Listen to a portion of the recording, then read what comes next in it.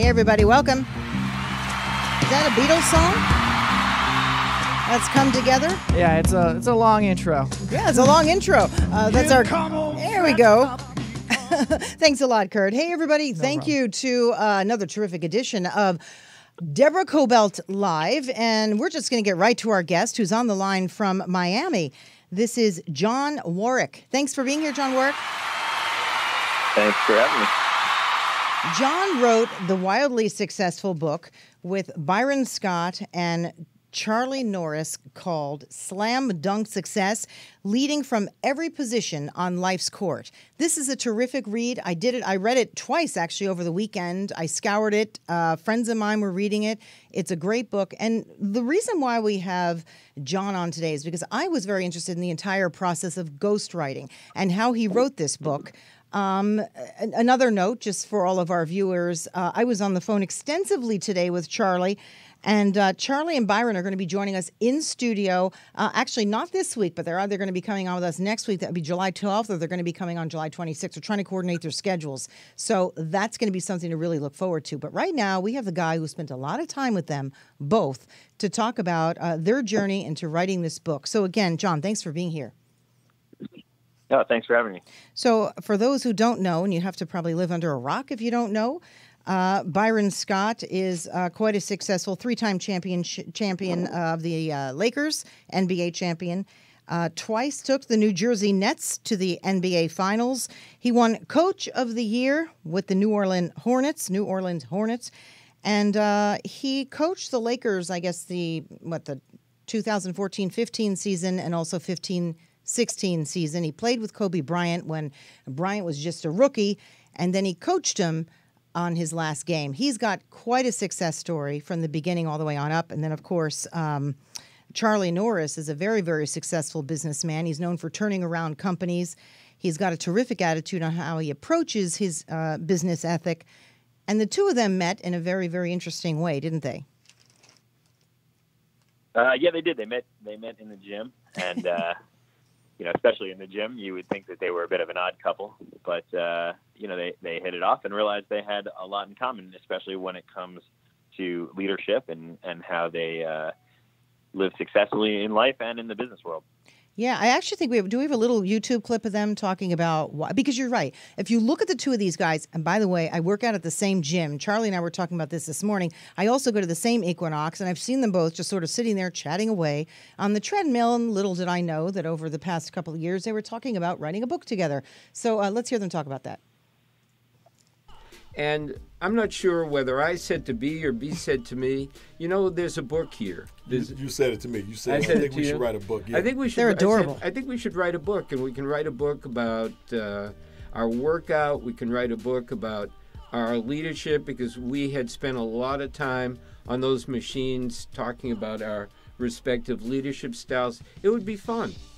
And we both thought, maybe there is something here, and that was the genesis on how it started.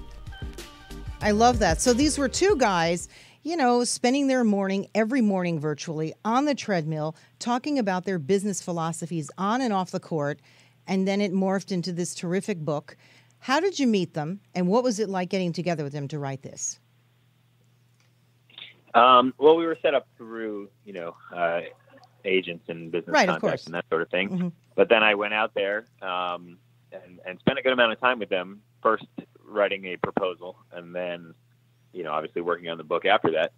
And, you really have to see their dynamic, like you just saw in the YouTube video, or just spend some time with them to see their personalities and how they play off of each other to really sort of understand their connection. Oh, I'm going to have a terrific time with them when they're in studio, because they are a lot of fun, and they don't take themselves too seriously when they're together. Their message is serious, but when they're together, their banter is terrific to watch and listen to. So what did you do first? As a ghostwriter, if you will, not much of a ghost because your name is on the book, but as a writer, right, someone who collaborated on this book, what do you do? What's the first step for someone like you?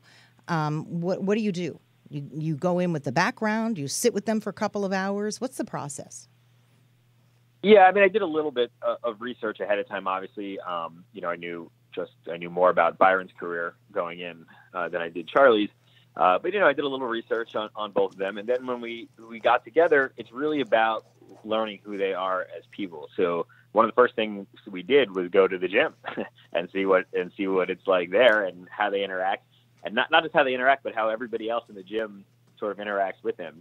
They walk in, right? Because I've seen this. They walk in and they sort of have this swagger, particularly Byron, right? He's got this little swagger about him. And then people are like, hey, how you doing? I've seen it with him and with Magic, because Magic Johnson goes to that gym. What a gym to go to, you guys. And everybody loves them. They have a great personality, a great attitude, right? Yeah, they really do. And they're like the mayors of the gym there. Yeah, they really are. Yeah, Magic was there.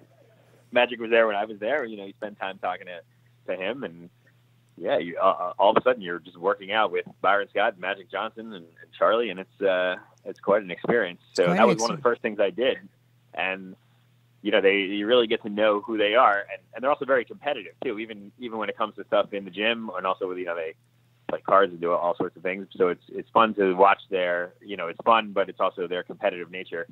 But meanwhile, I was I couldn't even keep up with them, and I'm younger than both of them. Wait a minute. So they actually put you on the treadmill for this thing? Oh, yeah, they did. I love that. That's terrific. I did as much as I could. Well, Charlie and I were talking this morning, again, over the phone, and he was telling me, I told him I did the L.A. Marathon, and he said that he twice did the New York Marathon. And I said, well, I'm going to try and do that one this year. So I got the competitive nature. I've got it in me, too. It's like, hey, I did, too. Well, I might try and do another one this year, too. So I get that. I love that about them. So you notice that about them right from the start, right, that they have this very friendly, competitive nature, right? Yeah, definitely. You see that from the beginning. But then, you also see the way they talk to people, at the gym or just in general. Because I also spend a lot of time talking to people that either they've worked with or, in Byron's case, other coaches or players. And in Charlie's case, people at the various companies he's with, to get their perspective on it too. And on both sides, they could almost be talking about either one of them, even though their careers didn't overlap at all in any of these times. The way they talk about their personalities, and how they dealt with people, how they talked to people, how they got the most out of the people around them. You really see that being successful, first it starts maybe with that competitive nature, but it also deals with how you treat others. And that's kind of what has made both of them a success. And you can see it from day one in the gym. Right. And it's about not judging, and it's about if you're walking to a situation and to assess. I mean, Charlie and I we're talking this morning, and he said, I walk into a situation and I listen. I really listen, and I try and hear what people are saying. And I know that in terms of his coaching style, Byron is the same way. He watches, he assesses, and he does the same thing. And he was quite an incredible player. I mean, 3 championships earlier on in his career, quite outstanding. And then to transition over into a coach. What did he say to you that made it when he knew at the moment that he could transition over to being a coach? Because that's not easy to do. A lot of these guys can't do that. Yeah, it's true. A lot of people can't do it, but he has this way about him where he can really relate to people. And I think when it started, he was a player's coach, and I think people still look at him that way.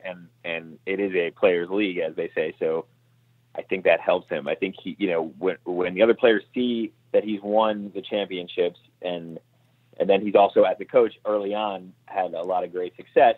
I think it sort of it builds sort of a reputation that he can sort of lean on, which is good. But they can't. Each player that he's had. Go ahead. Sorry. Go ahead. I'm sorry. No, I was just saying he's coached a lot of different personalities, and he's gotten the most out of all of them. There's guys who, maybe it was their only all-star year was when he was their coach, so he was able to push them in that direction. And then there's guys, who he coached early in their career, like a Kyrie Irving, who has now, blossomed into one of the biggest stars in the league. And I think, his early time with Byron really helped mold that. So it starts with sort of a respect level, but then it's also, he knows what he's doing. So between those two things, I think it makes him a success. What impressed you the most about both of them? I think really just their attitudes about everything. They are so positive all the time. And, whether it's, a business thing they're doing, they put their hearts into everything they do, even just in the gym, you could see they care about meeting their goals. So if they can do it, if they do that in the gym, they certainly do it when it comes to business or, sports or whatever it is they're doing. I like about the book. They're also, go ahead. Yep. No, I was going to say, they're also just both very well-rounded guys. You can talk to them about anything, and they have opinions on every topic, and they have the family life that they enjoy and free time that they make the most out of. And they're just, it's inspiring to watch them just be leaders every day. It's leadership's a 24-hour a day job. And that's kind of how they live their life. What's interesting about the book and the way you wrote it, Jon, which is why I wanted you on, because I do quite a bit of reading, and I love the way you put the two of them. They both had a story and an opinion in each and every chapter, right? And I thought that was actually very interesting. Various chapters, one about honesty, another about the art of focus, and how each one of them talked about their own experiences in business, on the court. And really, even though they've had different experiences in business, they think so similarly, right? So how were you able to put that together in each chapter? Because I know that you recorded hours and hours and days of them interviewed, right? You interviewed them for a long period of time. Yeah. Hours and hours. Yeah. I spent a lot of time out there. First, writing a proposal, and then with the book. I mean, it's... you really get to know somebody after that period of time. But combining their stories was probably the most difficult thing I've done in this field. Just because they're not the same age. They weren't. Their careers didn't overlap time-wise. Yeah, they had different backgrounds in terms of being kids. I mean, everything about it was different, yet they have a similar philosophy. And I guess you sort of started with that, right? You grew from their philosophy, and then you were able to match it per chapter? Yeah, that's basically what we did. We found the talking points that aligned, and then wrote each chapter that way. The story kind of takes you, Byron's is sort of more chronological than Charlie's, because it just worked out sort of better that way. Mm-hmm. But in all cases, the way they handle situations, you find out are the same. And like you said, whatever the topic is, you can find an experience in their careers where it matches up, whether it's honesty or some sort of bargaining of any kind, or how to get the most out of people, or whatever, or panicking in situations, whatever the case may be. They've both been tested a great deal throughout their careers, and amazingly enough, they found similar ways to handle a lot of situations. Byron, I know, talks a lot about, especially in the beginning of the book, about what happened coaching the Lakers these past 2 years, and how he expected it to continue, and how when it did not, he was very, very disappointed in the people that he had originally signed that contract with. And it was a trust factor for him, wasn't it? That really made an impression on him. Yeah, I mean, you walk in, especially when you've given so much of your life to an organization. You walk in with expectations, and people tell you certain things, and you want to trust them, because you have relationships with them well beyond what the current coaching scenario was, and so you want to hope that that everyone's being honest, and you're all making the right decisions together. But it doesn't always work out that way in life and in business. And the key is to not let that sort of define who you are as a person, or your success in your career as a whole. And every situation is a learning experience as well, which is something that both of them talk about a great deal. We talked about that. I was telling him that I had been through some tough times lately, through some family stuff, that, people passing away, which is always difficult. And that, how the people you think are going to be there for you in the toughest of times, sometimes they'll turn their back, and you've trusted them. And that's how he felt. He was saying about what happened here with the Lakers. But you're right. It turned him around, and he realized that that sometimes that's just the way it goes, and he's going to turn that whole situation around and make it work for him. How many hours? And did you interview them together, or did you interview them separately at first? We did a little of both, actually. You did, okay. We did a bunch of it together, and then we did some separate times so we could focus on specific things for each one of them. So what do you do? Like, do you go to their house? Do you sit at the coffee place by the gym? I mean, where do you do this? Yeah, mostly at Charlie's house. That was where most of it was done, and then sometimes in a hotel that I was at. So it's usually quiet setting, one-on-one, or in this case, one-on-two. Do you come up with? It was good. When you're a writer, do you come up with a lot of the questions, or you just sort of do you go in a chronological order in terms of trying to get their stories out from when they were little all the way up until current time? Or because again, I'm trying to get a beat on how you can turn two people that are virtually grew up differently to come up with their stories to write a book that is such an easy read and a good read.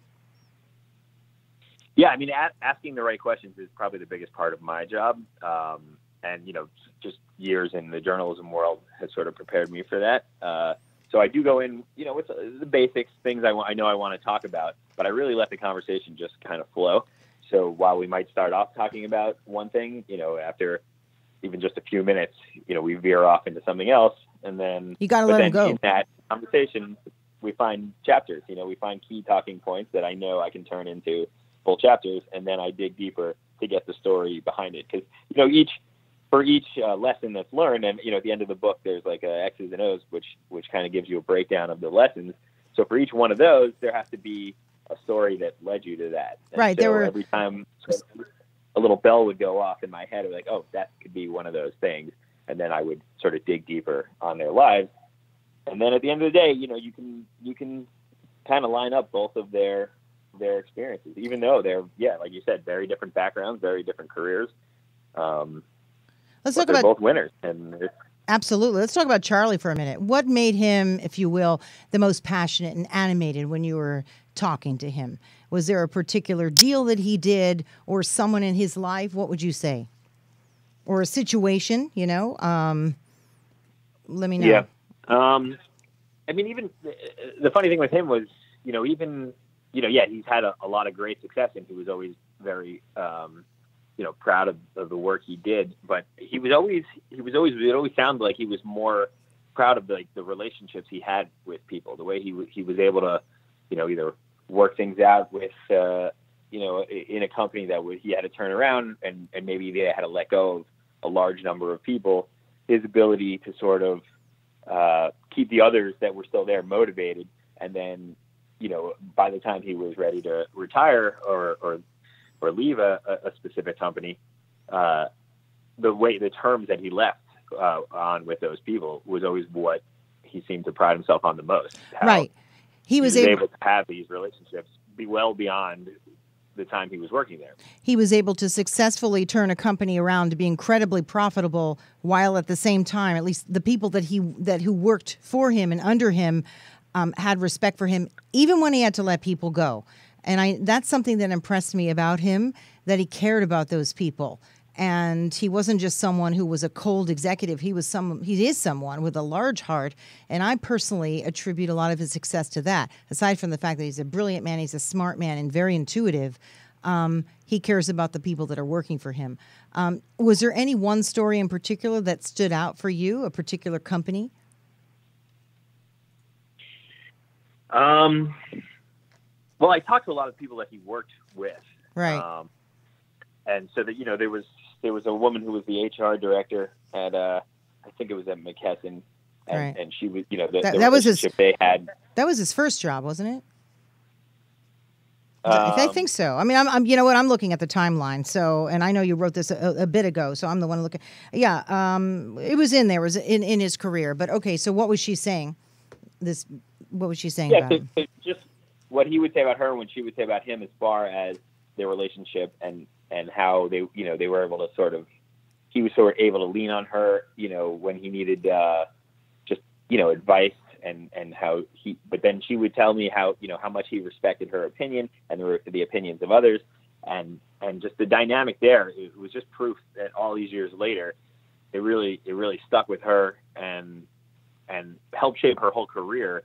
I think. I mean, I don't know if Charlie would say this, but I think just from talking to her that, you know, it shaped her career and even the other people around them. You know, the other people I've talked to, like the impact he had, not just while he was with them, but you know, what he left them when he was gone. There's something I don't know if he would share this, but you know, I happened to look through a folder that he had of these letters that everybody wrote him when he was leaving McKesson. And I mean, the things that these people were saying, it was just unbelievable. Like, I think that's everybody's dream would be to leave a company with that much love from all the people that worked beneath you. Especially a guy at the top. That reminds me of my dad. He worked at Tropicana Orange Juice before he retired and then passed away in the past year or so. And the people loved him. I mean, they did the same thing. They wrote letters to him, and I always remember that. My dad always said to me, it starts at the top. If you're kind to people, they're going to be kind to you back. And that's the impression I get from both of these gentlemen. Not just kind, but talented, and they give people the benefit of the doubt. They're strong, they're smart. They're funny guys, too, aren't they? You must have had a good time hanging out with these guys. Yeah, I really did.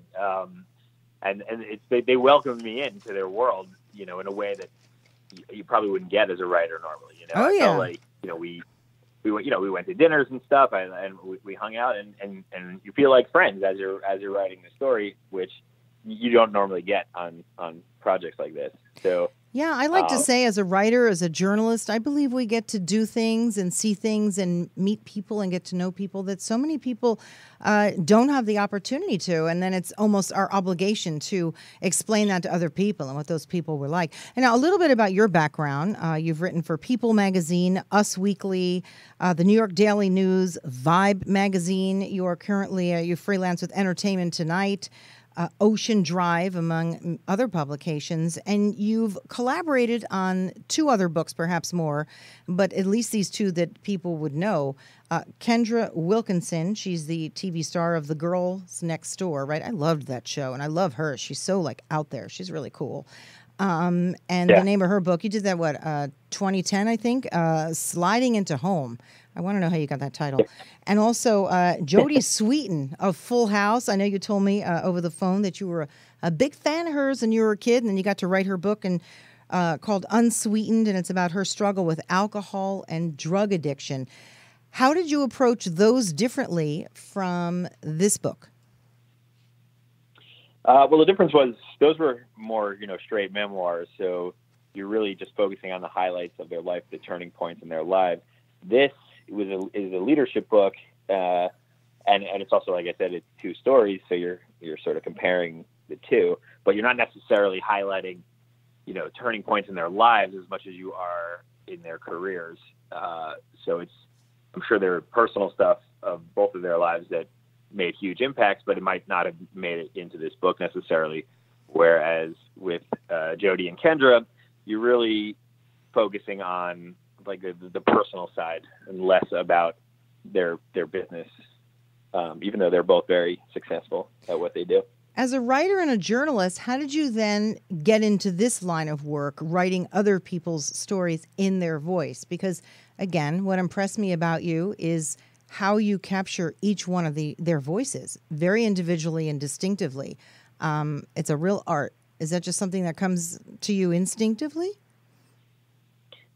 I guess also, I mean, when you record and you listen, you're listening first, obviously in person, but then also the recordings over and over again, and you read the transcriptions as well, and you just sort of pick it up. You take the key points of what they were trying to say, and many times that is word for word, and then you're filling it in with sort of points that the way you think they would say it, and then of course everybody they read it over, and you go back and forth, and you come up with a sort of a final draft.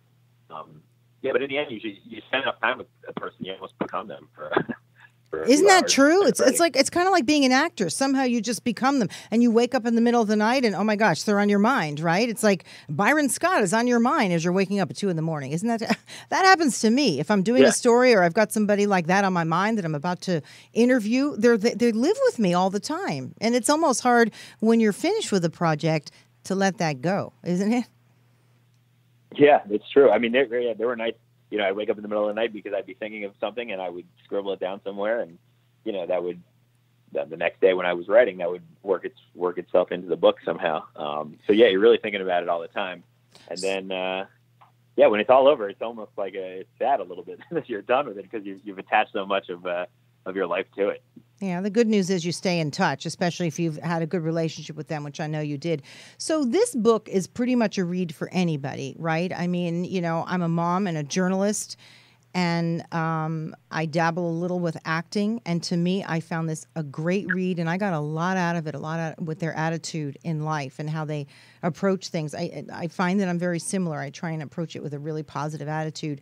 But a kid can read this and get so much out of it. A business guy can read this. This really has a broad appeal, don't you think? Yeah, I agree. And it's not, a lot of people are always looking for sort of business books, but then they get overwhelmed with a lot of the topics. And this, I think it makes it entertaining and a little easier to read because, you have the sports factor mixed in. But, like you said, it's really a book about leadership and how to just be better at anything that you're doing. So it really fits anybody, really. Yeah. So how's it doing? I mean, they've been doing the circuit, getting around with the book. I mean, I know, like I said, I've turned a lot of people onto this book. My friends who are sports journalists. I know so many people who are, and it's just been terrific. Yeah, I think it's doing pretty well, and they're also, doing a lot of speaking engagements places, and they had book signings. We had Michael Strahan with them at the one in New York, and Magic Johnson, and I think AC Green at one in LA. And did they do anything at Equinox? Do you know? Yeah, they were both of those signings were at Equinox. Yeah, because I'm pretty New York. Yeah, because I'm pretty sure that they closed that place down. I mean, that was a really, really popular day, and that was at the main Equinox over there where they met. So. Next up for you is what? Are you working on another book that you can tell us about? I'm working. I have a couple proposals I'm writing. I'm not really supposed to talk about it until it's sort of circulating out there. Can you give me an idea, like the genre, like who it is, or not who it is, but the genre? Is it a sports person? Is it an actor, an actress? Is it a murderer in jail? I mean, who is it? That would be interesting. What? Wait a minute. I've always wanted to interview Scott Peterson. You know who he is? Yeah. I think he is. I find him to be a fascinating creature, and he is somebody that I would actually like to go and interview and sit down face to face and look into his eyes and see if there's anything even there. But that's why I brought that up. But can you give me an idea? Yeah. Well, it's not with him. I can tell you that. Yeah, don't take him away from me. I'm going to go after that one. So go ahead. Sounds good. No, I'm working on it's one with a psychic medium, which I'm very into. Oh, am I not allowed to guess? Can I guess and you wouldn't tell me? I guess not, huh? Okay. What's that guy? No, that young guy? Do that. Oh, who's that young guy? What's his name? Tyler Henry, do you know him? I mean, I don't know if I believe in that people can be extremely intuitive. I really do. But do you know that guy, yeah. Tyler Henry? He's like that young kid, and he goes around to celebrities' houses, and he tells them, about the ghosts that are in the room and what he's feeling about them and their lives. Do you know who I'm talking about? Yeah, no, I do. I do know him. He has a book out already, I believe. Okay, so it's not him. He's pretty fascinating, right? I mean, I just saw something on him. Who was it? Alan Thicke, he was talking to him. He had him and his wife on, and he was saying, your heart, you need to check your heart. I'm feeling something about your heart. And he wouldn't stop. He pressed the point and pressed the point. Boom. 2-3 months later, he died, Alan Thicke, of heart trouble. So I actually found that a little scary. Did you know about that? I did not, but yeah, it was pretty. That does a lot of celebrity stuff, which actually for me, I'm less interested in that part of it and more interested in, like what you were saying, like the everyday person's sort of intuition and how you can let that guide you through how to life. let it go. You know, you have to. If something doesn't feel right, even if it's right for somebody in your family, and they say, go do this, you've got to trust your gut and your intuition. That's the number one thing I also got out of this book, Slam Dunk. They trust their intuition. They believe that what they, and they trust that, and they put it out there to other people. Anyway, I want to thank you for coming on. I really enjoyed talking to you because the whole process of writing a book in someone else's voice, to me, is just very interesting, and I appreciate your lending some insight into that. So thank you. All right, thanks for having me on. Yeah. It was a lot of fun. Okay, we'll talk soon. Bye-bye. All right, bye. Well, what I'm looking forward to is having those two guys on. I think having Byron on and Charlie on, because I have a lot of questions for them. That's going to be a fun show. I mean, you know, this writer, Jon, is very, very smart, intuitive. He's almost technical in nature, you know, the way he approaches something. So, but when I talk to Charlie, and I know Byron as well, they're just very, very conversational, and they'll just start laughing and cracking the jokes. And I think you can throw anything at them and they'll throw it right back. So stay tuned for that one. They're either going to be on with us next week on July 12th or on July 26th. And, you know, we'll let you know. So tune in, and thank you for being here for another fun show of Deborah Kobylt Live. We'll see you next week.